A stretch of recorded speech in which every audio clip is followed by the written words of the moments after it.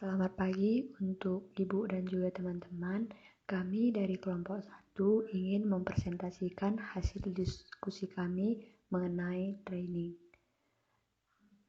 Izinkan saya memperkenalkan nama-nama kelompok saya.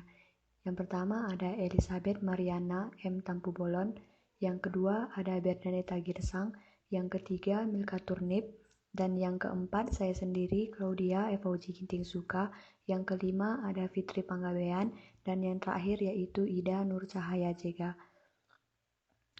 Dan yang pertama akan dibacakan atau diterangkan oleh Kak Fitri Panggabean.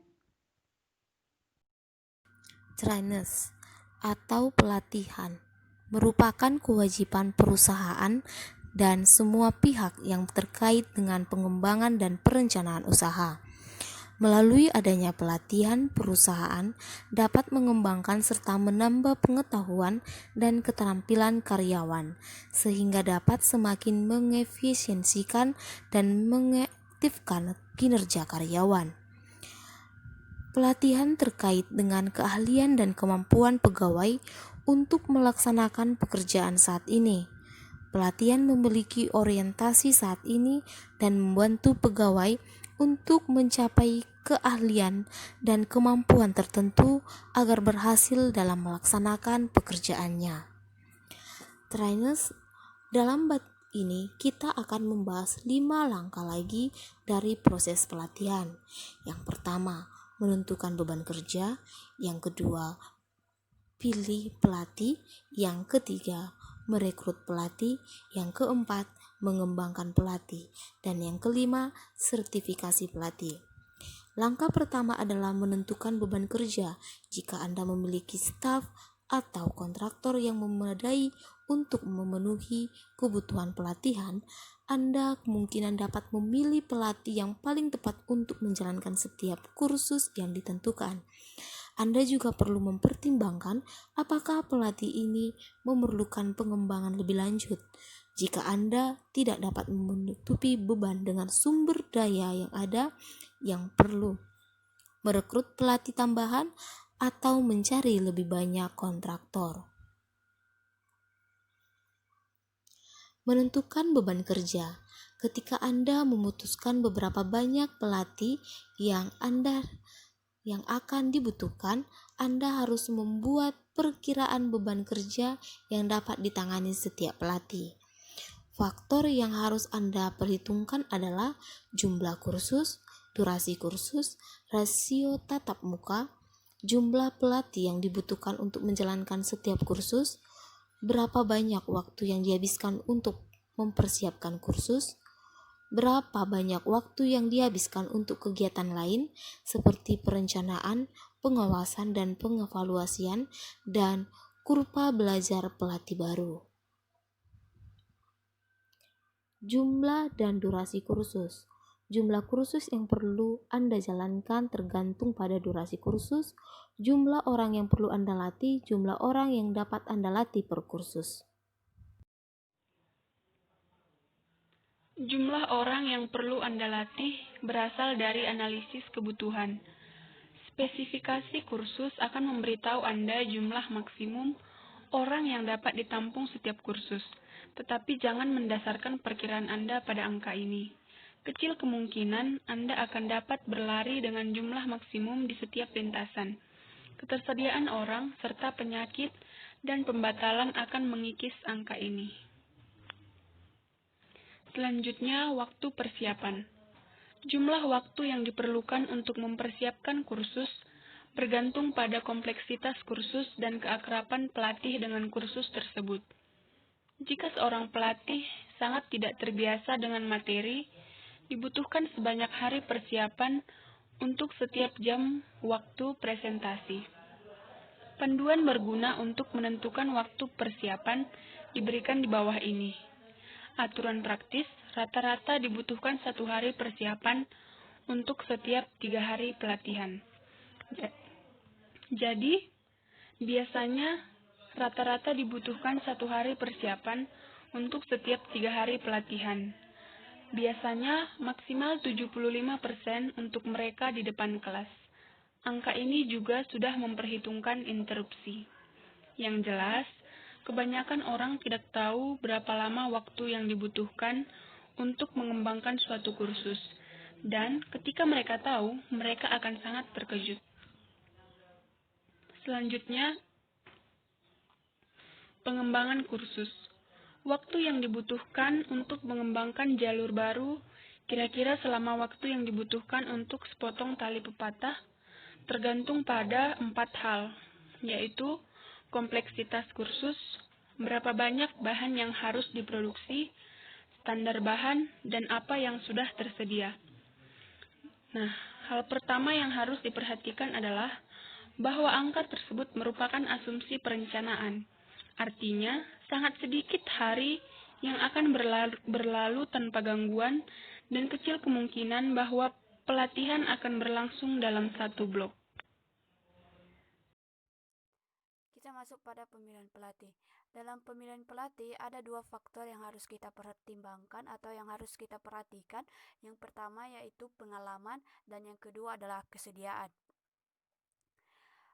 Seorang trainer yang memiliki pengalaman akan suatu bidang yang ia minati, maka akan membangun kepercayaan orang terhadap dia. Misalnya, seorang trainer yang memiliki pengalaman mengenai training, misalnya training mengenai relationship atau hubungan pada karyawan di suatu perusahaan tertentu, maka akan membangun kepercayaan orang lain terhadap dia. Jadi, pengalaman ini adalah merupakan salah satu faktor utama dalam memilih seorang pelatih atau seorang trainer. Faktor yang kedua yaitu kesediaan. Maksudnya yaitu bagaimana seorang trainer memiliki kesediaan dalam melaksanakan pelatihan yang sudah kita buat. Bagaimana seorang trainer memiliki atau berminat menjadi seorang pelatih dalam sebuah trainer yang sudah kita buat, atau berminat menjadi seorang pembicara dalam acara kita. Merekrut pelatih. Dalam perekrutan pelatih ini ada banyak hal juga yang harus kita perhatikan. Pertama, perekrutan internal atau eksternal.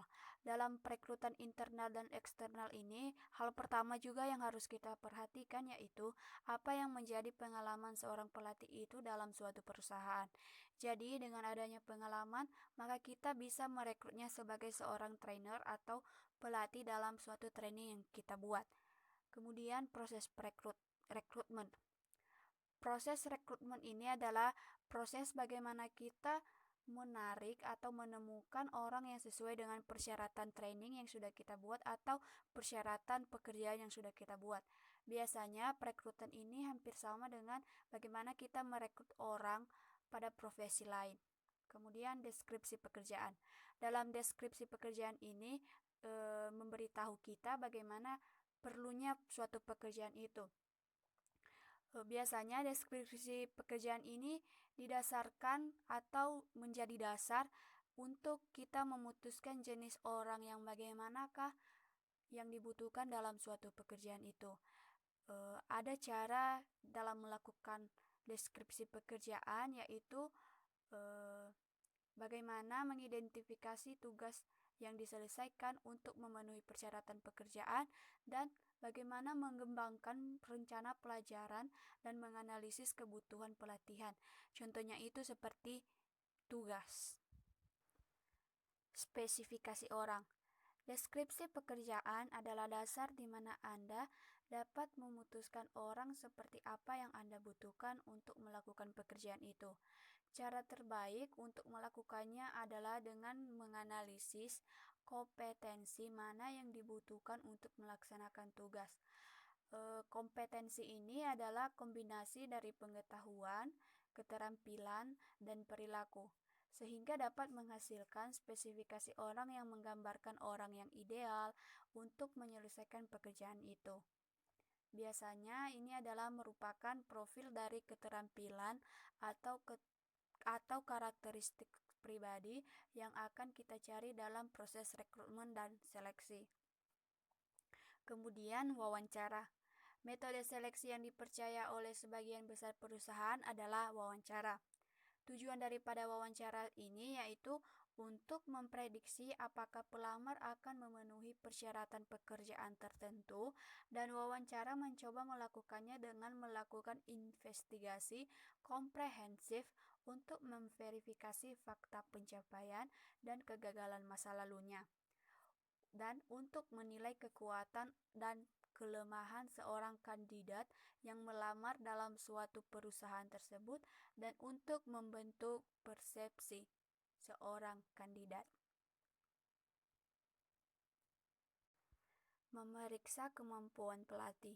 Dalam memeriksa kemampuan pelatih atau kandidat ini lebih mudah untuk pelatihan daripada dalam memeriksa kemampuan pelatih dalam profesi lain.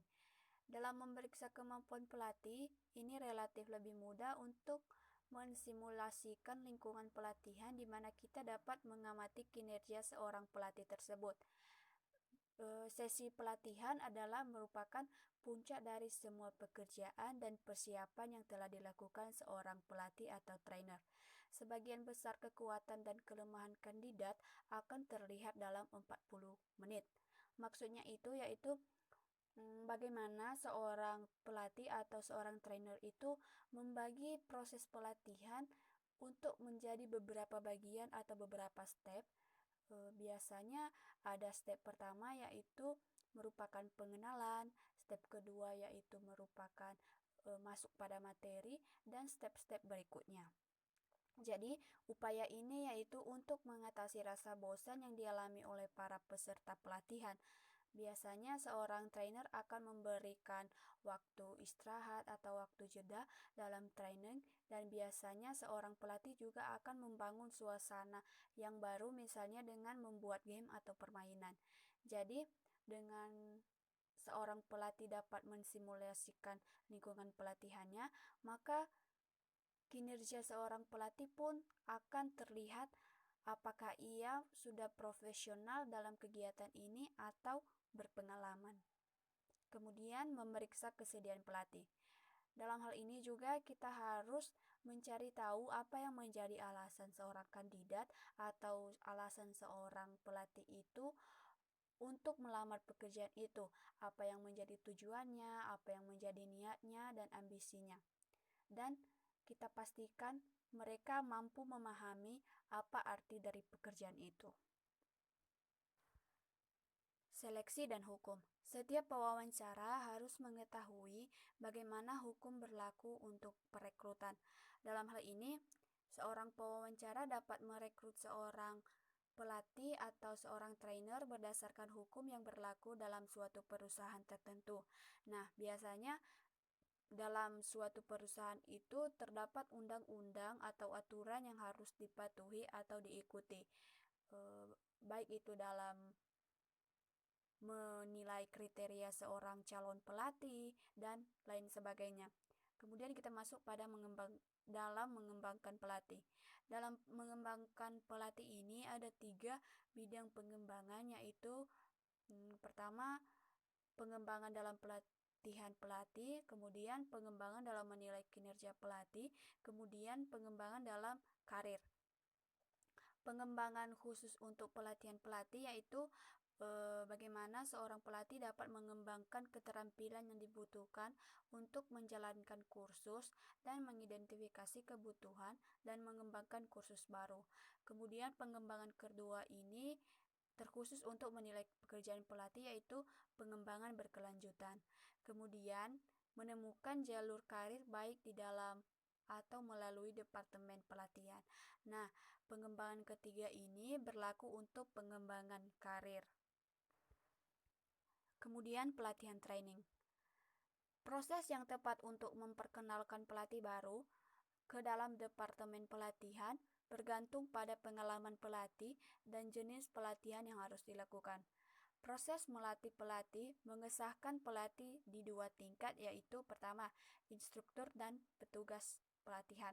Seorang instruktur adalah orang yang memiliki profesionalitas keterampilan untuk menyampaikan kursus.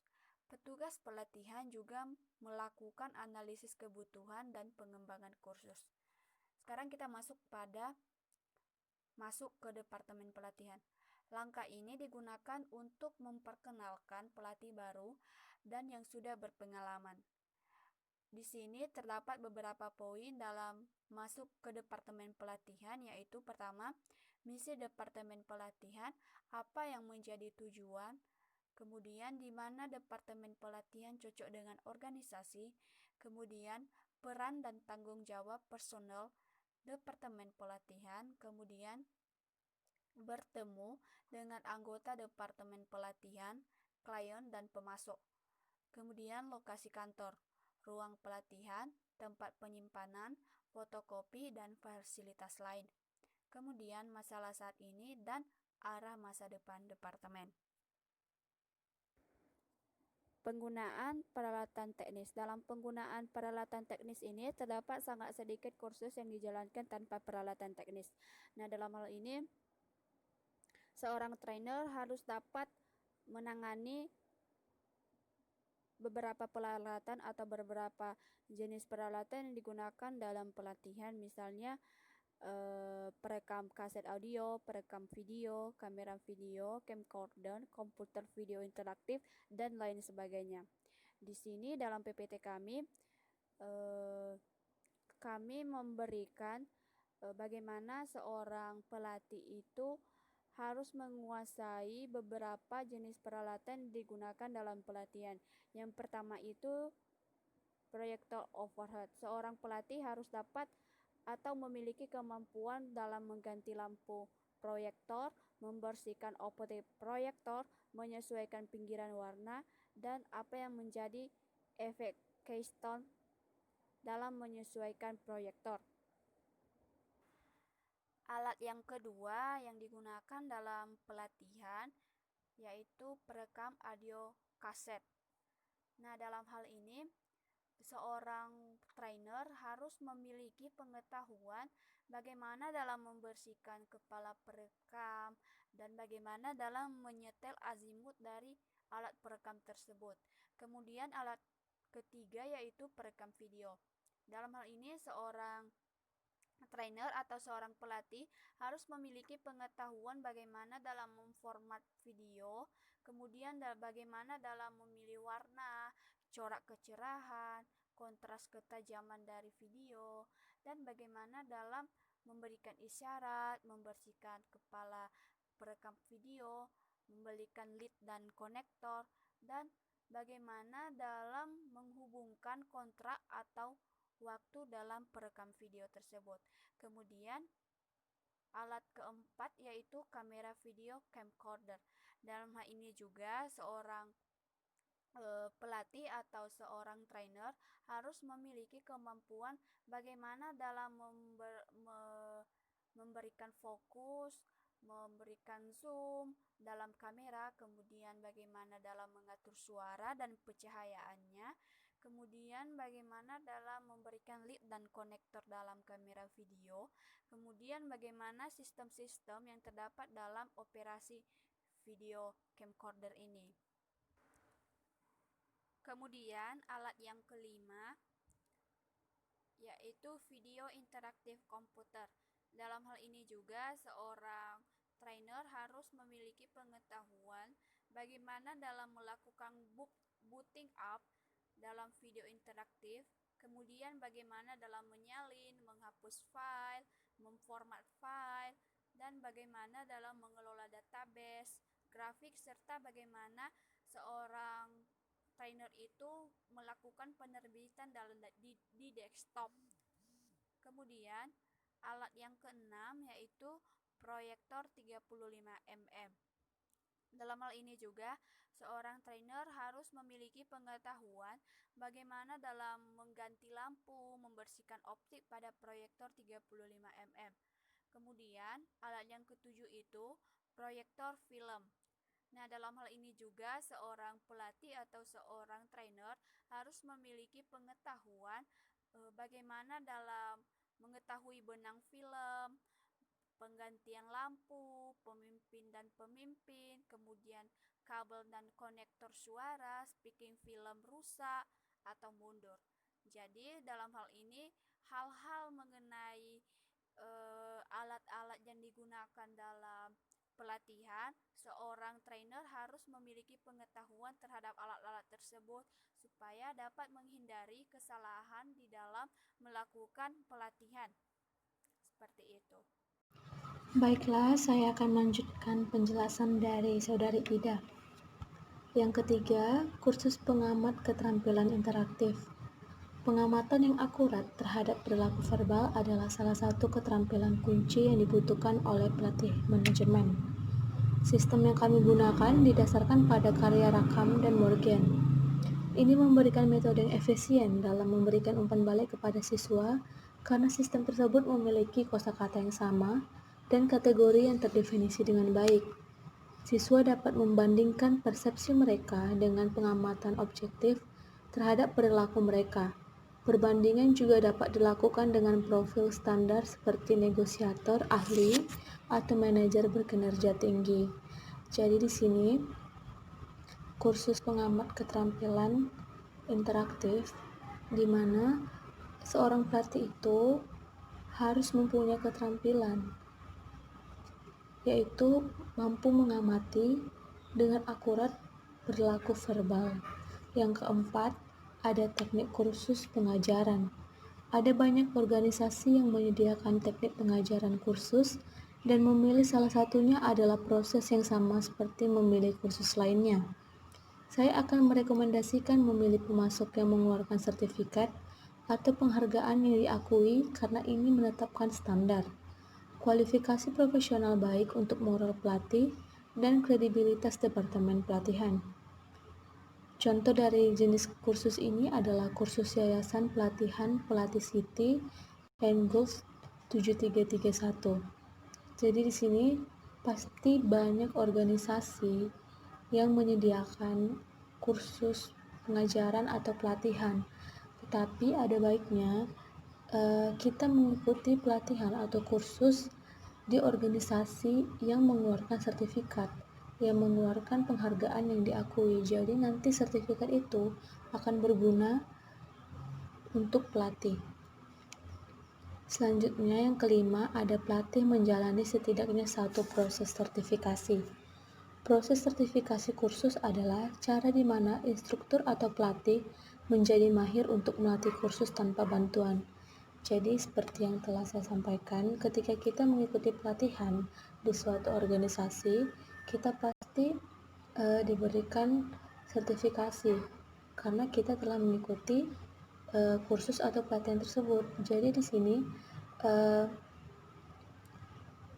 pelatih yang mahir pasti telah melewati proses sertifikasi. Jadi mereka bisa memimpin kursus atau memimpin pelatihan tanpa bantuan karena sudah dianggap mahir dengan adanya sertifikasi kursus tersebut.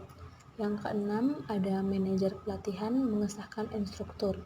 Pada titik ini, manajer pelatihan meninjau kemajuan instruktur baru.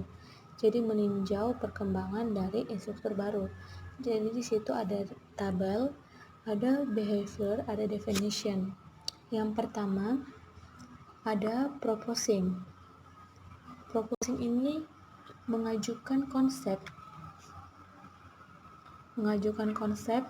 atau saran baru yang bisa ditindaklanjuti.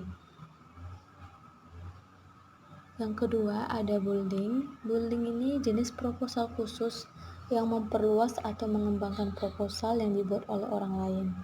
Jadi di sini kita mengembangkan proposal yang dibuat oleh orang lain. Supporting di sini melibatkan pernyataan dukungan atau persetujuan yang disadari langsung dan beralasan dengan pesan konsep lain. Jadi di sini kita memberi dukungan atau seperti dorongan yang disadari dengan konsep lain. Disagreeing melibatkan pernyataan perbedaan pendapat atau kritik yang disadari langsung dan beralasan terhadap konsep orang lain. Jadi di sini seperti adanya ketidaksetujuan. Jadi di sini kita menyampaikan kritik kita, pendapat kita, atau ketidaksetujuan kita terhadap konsep orang lain, dan pastinya beralasan. Selanjutnya ada defend atau attack, menyerang orang lain atau secara defensif memperkuat posisi individu itu sendiri. Ini perilaku biasanya melibatkan penilaian nilai dan seringkali mengandung nuansa emosional. Jadi di sini dia mengandung nuansa emosional karena di mana posisi itu karena di mana individu ingin memperkuat posisinya dengan menyerang orang lain atau dengan menyerang orang lain.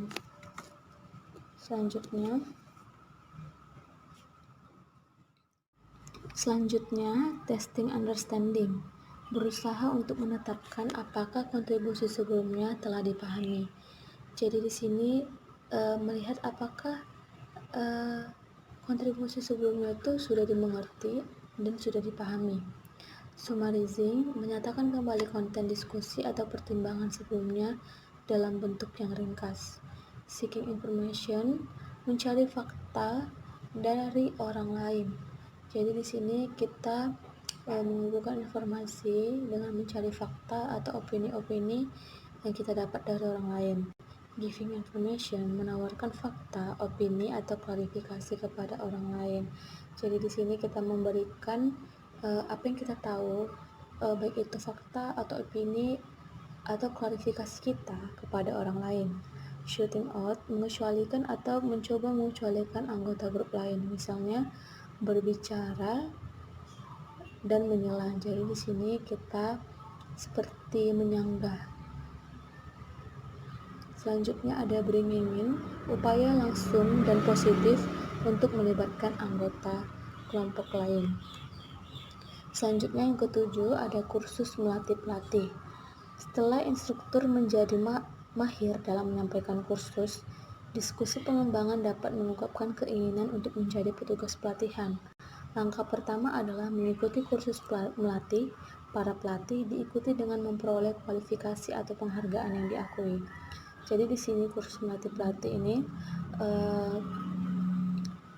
di mana setelah seorang pelatih mahir untuk dapat memimpin suatu kursus atau pelatihan, dia dapat mengajukan dirinya sebagai petugas pelatihan. Langkah pertamanya tadi yang seperti saya bilang, dia harus mengikuti dulu kursus atau pelatihan untuk pelatih. Jadi setelah dia mengikuti, dia pasti memperoleh sertifikasi yang diakui. Jadi setelah dia tersertifikasi dan dianggap sudah mahir, dia bisa mengajukan diri untuk menjadi petugas pelatihan. Yang kedelapan, petugas pelatihan mengembangkan kursus baru. Petugas pelatihan sekarang akan mendemonstrasikan apa yang telah mereka pelajari di kursus melatih pelatih dengan mengembangkan kursus baru. Jadi di sini petugas pelatihan baru itu mereka mengembangkan kursus-kursus baru yang telah mereka pelajari di pelatihan mereka di kursus melatih pelatih tersebut. Yang kesembilan, manajer pelatihan memberikan sertifikasi kepada petugas pelatihan. Jadi di sini manajer pelatihan meninjau kemajuan petugas pelatihan dan memberikan sertifikasi formal. Jadi setelah manajer pelatihan melihat adanya perkembangan terhadap petugas pelatihan, mereka dapat memberikan sertifikasi formal. Selanjutnya kita masuk ke dalam menilai kinerja pelatih. Menilai kinerja pelatih adalah keterampilan yang sangat penting. Penilaian yang baik memastikan dipekerjakannya pelatih yang sesuai, serta menjaga dan meningkatkan kualitas pelatih yang ada. Ketika kita melakukan penilaian yang baik, akan berpeluang untuk memperkerjakan pelatih yang sesuai, dan pelatih-pelatih yang sudah ada, mereka dapat meningkatkan kualitas kinerja mereka. Jadi agar efektif, suatu penilaian harus yang pertama, memberi manajer pelatihan data yang relevan yang memungkinkan kegiatan pengembangan yang sesuai direkomendasikan. Jadi di sini, agar penilaiannya efektif, perlu memberikan data-data yang relevan, apa-apa saja yang perlu dikembangkan supaya kegiatannya nanti sesuai dengan yang direkomendasikan. Yang kedua, memberikan kesempatan bagi pelatih untuk mengeksplorasi kekuatan dan kelemahan kinerja mereka. Jadi di sini memberi kesempatan kepada pelatih untuk mencari tahu kekuatan dan kelemahan apa yang ada pada diri mereka, sehingga berpengaruh terhadap kinerja mereka. Jadi ketika mereka sudah mengetahui apa yang menjadi kelemahan mereka, misalnya di situ memotivasi pelatih untuk mengembangkan kinerja mereka dengan mengikuti pembelajaran atau pelatihan baru. Selanjutnya, seberapa sering pelatih harus dinilai? Tidak ada aturan keras dan cepat tentang seberapa sering seorang pelatih harus dinilai, tetapi intervalnya 3-6 bulan biasanya memberikan nilai maksimum. Pelatih baru harus lebih sering diamati daripada pelatih berpengalaman. Keputusan akhir tentang seberapa sering penilaian harus dilakukan juga tergantung pada beban kerja pelatih dan ketersediaan pengamat. Jadi yang pertama, tidak ada aturan tentang seberapa sering pelatih harus dinilai. Yang kedua, ada baiknya kita harus lebih mengamati pelatih baru dibandingkan dengan pelatih-pelatih yang sudah berpengalaman. Yang ketiga, keputusan akhir tentang seberapa seringnya itu harus dilakukan tergantung pada beban kerja pelatih dan ketersediaan pengamat. Jadi jika pelatih yang lebih banyak kegiatan atau lebih banyak kerjanya, harus lebih sering diamati dan lebih sering untuk dinilai dibandingkan dengan pelatih yang sedikit kegiatannya. Dan ketersediaan pengamat itu tergantung ke pengamatnya bersedia atau tidak jika dia lebih sering mengamati dan memberikan nilai. Jadi itu tergantung ketersediaan dari pengamatnya. Selanjutnya, berapa lama waktu yang dibutuhkan untuk penilaian? Namun demikian, ada lebih banyak pelatihan daripada mekanisme penyajian informasi. Pelatih bekerja dengan individu. Mereka harus bisa mengamati. Umpan balik yang berarti juga tidak mungkin terjadi dalam waktu kurang 20 menit. Seberapa objektif penilaian? Meskipun observasi lebih dapat diandalkan daripada wawancara seleksi, itu tidak sepenuhnya objektif.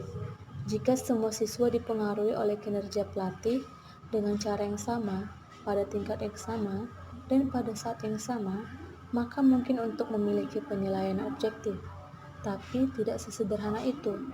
Setiap peserta pelatih adalah individu, dan keinginan masing-masing menanggapi pelatih secara berbeda. Tindakan yang mungkin memiliki efek yang diinginkan pada satu peserta pelatihan mungkin tidak memiliki efek yang sama pada peserta lain.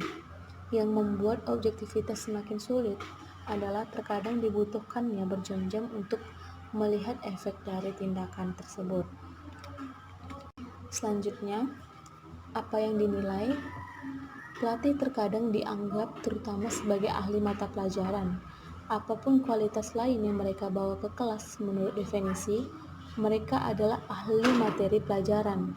Pelatih memberitahu cara, tes, dan kemudian memutuskan kapan suatu topik telah dibahas secara memadai. Namun, ada lebih banyak pelatihan daripada mekanisme menyajikan informasi. Pelatih bekerja dengan individu. Mereka harus bisa untuk menangani motivasi siswa. Mereka harus berusaha menghilangkan hambatan-hambatan yang menghalangi pembelajaran. Pelatih juga perlu memperhatikan fakta bahwa mereka adalah panutan bagi peserta pelatihan. Jadi di sini dicontohkan jika seorang guru, mereka pasti dianggap sebagai seorang yang sudah ahli dalam suatu mata pelajaran. Jadi mereka memberitahu acara atau tes atau mata pelajaran apa yang akan dibahas pada pertemuan ini dan latihan-latihan apa yang akan siswanya kerjakan. Jadi di sini karena guru bekerja sendiri, jadi dia harus bisa menangani apa yang menjadi hambatan-hambatan siswanya dalam mengikuti pembelajaran. Misalnya siswanya kurang dalam motivasi, jadi guru tersebut harus bisa menangani motivasi siswa tersebut, dan dia harus tahu bahwa dia adalah panutan bagi siswa-siswanya. Selanjutnya, ada bagaimana cara menilai penilaian. Meskipun ada banyak pandangan berbeda tentang bagaimana penilaian harus dilakukan, semua sistem yang bisa diterapkan memiliki 4 elemen yang sama. Yang pertama, persiapan, kedua, observasi, ketiga, umpan balik, dan keempat, mengikuti. Karena masing-masing elemen ini melibatkan pelatih dan pengamat, perencanaan ketersediaan pengamat yang sesuai sangat penting. Jadi di sini kita bahas satu-satu. Ada persiapan. Biasanya persiapan ini membutuhkan waktu 45 menit. Sebelum penilaian dilakukan, manajer pelatihan harus mendiskusikan prosesnya dengan pelatih. Ketika semua orang yang terlibat memahami apa yang terlibat dalam proses, pengamatan individu dapat dijadwalkan. Setidaknya pemberitahuan 1 minggu harus diberikan. Jadi di sini persiapan ini sebelum penilaian dilakukan harus ada diskusi dulu untuk persiapan tentang proses dalam penilaian.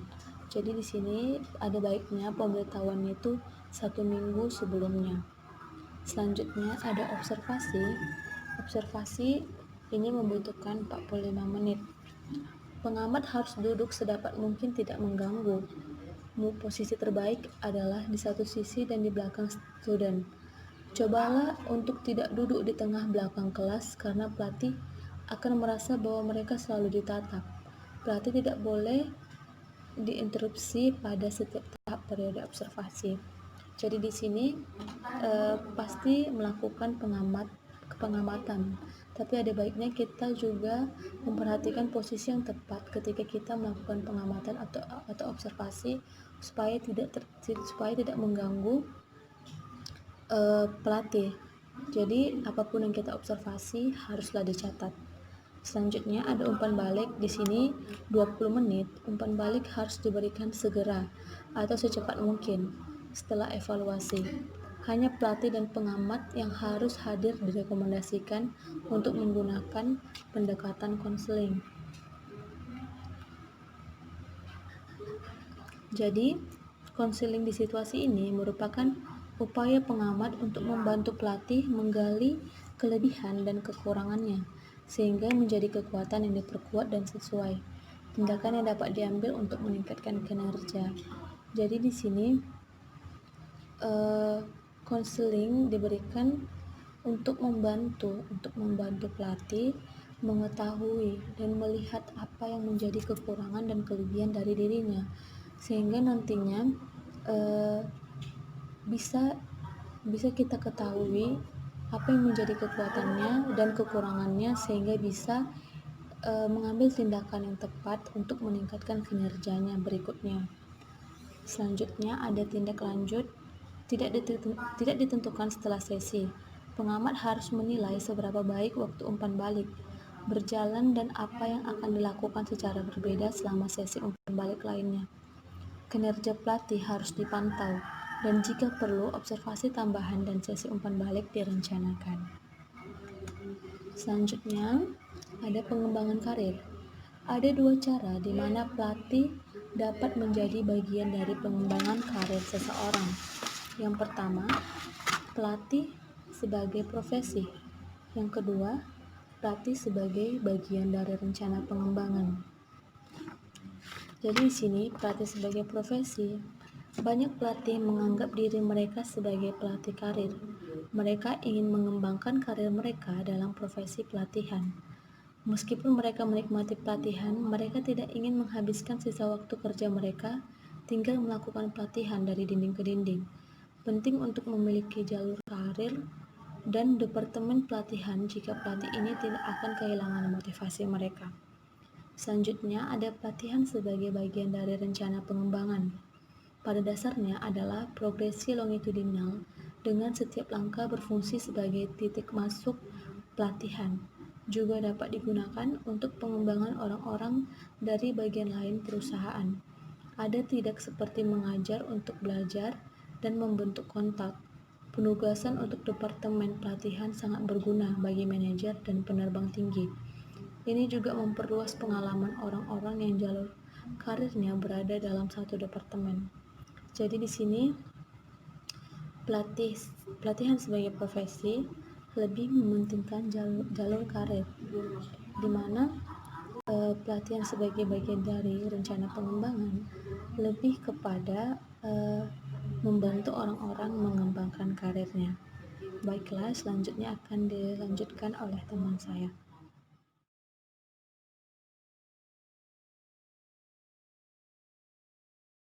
Di sini ada 6 cara mengelola proses pelatihan. Saya akan menjelaskan 3 dan 3-nya lagi dijelaskan oleh teman kita Milka. Yang pertama itu ada kursus pelatihan. Langkah pertama yang harus dilakukan adalah di mana untuk memiliki pelatih, pelatih tersebut harus memiliki kredibilitas.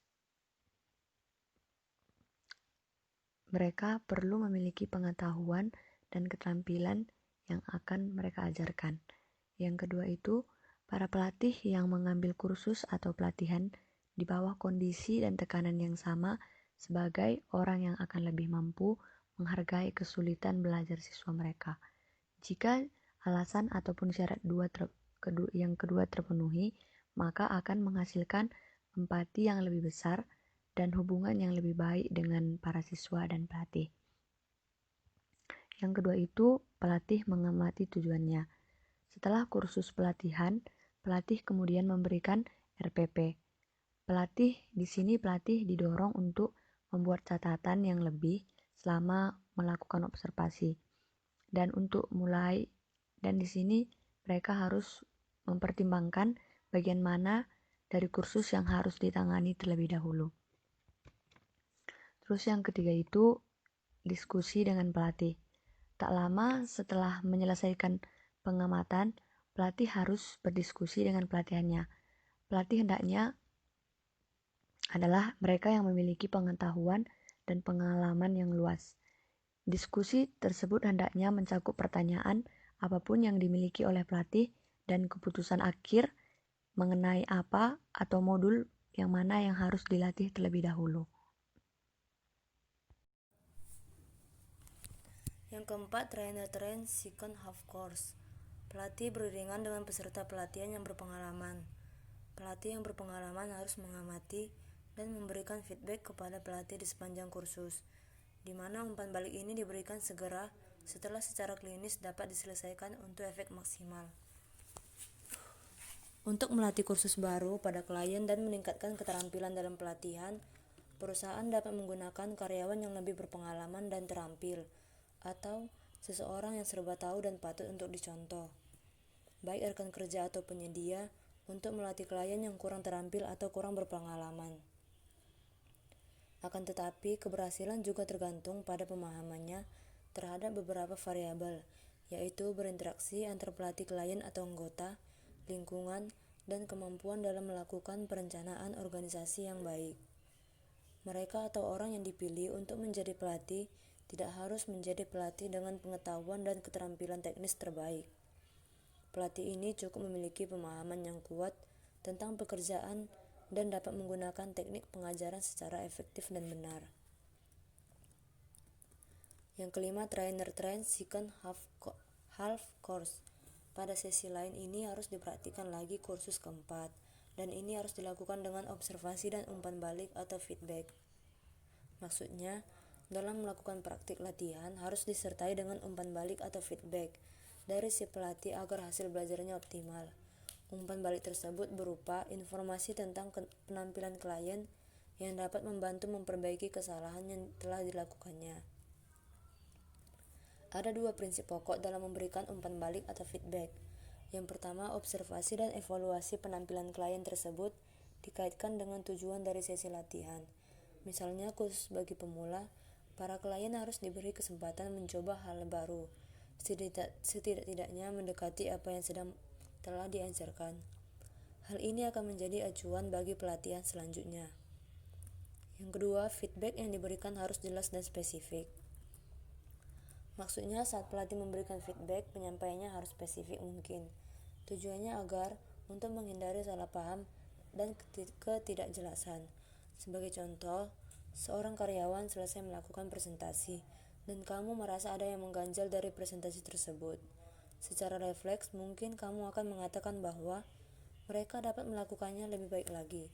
Namun, feedback semacam ini termasuk tidak spesifik, karena beragam pertanyaan bisa timbul di benak karyawan kamu. Daripada melontarkan feedback yang berargumen, kamu bisa memuji bagian yang menurut kamu baik dalam presentasi tersebut. Setelah memberikan pujian, kamu bisa mengimbanginya dengan komentar yang membangun. Komentar yang membangun ini berisi hal-hal yang kamu anggap kurang beserta solusinya. Dengan demikian, karyawan kamu akan merasa terbantu. Yang keenam, trainer trains course. Dengan umpan balik yang diterima sejauh ini, pelatih harus mampu mengajarkan kursus dengan sendiri. Di sisi lain, skala ini harus memungkinkan bagi seorang pelatih untuk kursus sehari-hari yang sederhana sebagai siswa, dan kemudian diberikan komprehensif. Rencana pelajaran bisa mengajarkan kursus baru sendirian, meskipun mungkin bagi seorang pelatih berpengalaman untuk melatih langsung dari sebuah rencana pembelajaran. Ada hendaknya Anda benar-benar berusaha untuk menghindari ini, karena bahkan rencana pelajaran terbaik tidak dapat menangkap semua detail yang diperlukan untuk membuat jalan itu berhasil. Tentu saja, semua itu menimbulkan pertanyaan oleh orang-orang yang pada mulanya mengembangkan tujuan tersebut. Tetapi hal ini tidak selalu mungkin karena waktu, jarak, dan biaya. Masalah ini semakin diperburuk dalam organisasi-organisasi multinasional besar karena bahasa dan budaya yang kesulitan. Perusahaan multinasional asing ini tidak selalu menghargai harus membayar biaya terbang seseorang dari jauh setiap kali mereka perlu memiliki pelatih baru diakreditasi. Bagaimanapun, tidak semua pelatih memiliki keahlian dalam bahasa, terutama perusahaan yang akan memungkinkan mereka berlatih dan dapat diamati dalam bahasa itu. Bahkan itu bisa dikatakan bahwa sertifikasi pelatih akan tidak benar-benar valid kecuali kinerja pelatih diamati dalam kondisi yang akan diajarkan. Untuk memiliki beberapa pelatih, dikembangkan sampai di titik mana mereka akan mampu memperoleh sertifikasi pelatih mereka sendiri, mereka harus menjalankan kursus di pusat training perusahaan sendiri. Dan sejumlah kepercayaan harus ditetapkan agar skema ini berhasil. Baiklah, sekian hasil presentasi kami. Jika ada kurang lebihnya kami mohon maaf. Semoga apa yang telah kami sampaikan barusan dapat bermanfaat untuk kita semua. Terima kasih.